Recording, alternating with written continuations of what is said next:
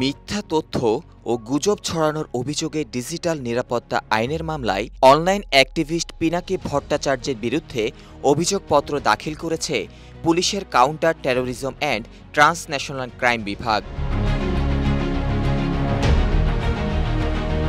সম্প্রতি মামলা তদন্ত কর্মকর্তা মোহাম্মদ রাহাত হোসেন ঢাকার সিএমএম আদালতে এই অভিযোগপত্র দাখিল করেন।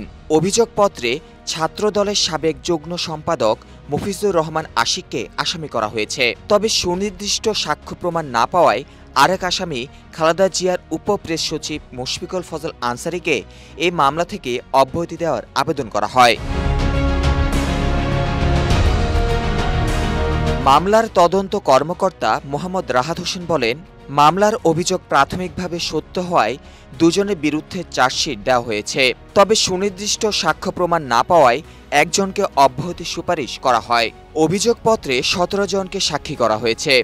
গত বৃহস্পতিবার মামলাটি বিচারের জন্য ঢাকার সাইবার ট্রাইব্যুনালে বদলি করা হয়েছে।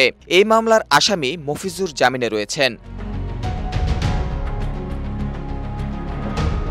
অভিযোগপত্রে বলা হয়, আসামিরা পরস্পর পরিচিত এবং তারা দেশের সার্বভৌমত্বকে আঘাত করার উদ্দেশ্যে বিভিন্ন সময়ে উস্কানিমূলক তথ্য প্রচারে সর্বদা লিপ্ত থাকে।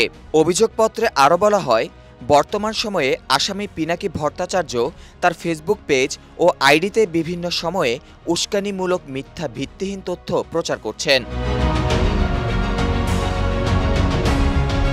প্রসঙ্গত ২০২২ সালের ১৫ অক্টোবর রাজধানীর রমনা থানায় পিনাকি ভট্টাচার্য সহ ৩ জনের বিরুদ্ধে একটি মামলা দায়ের করা হয়।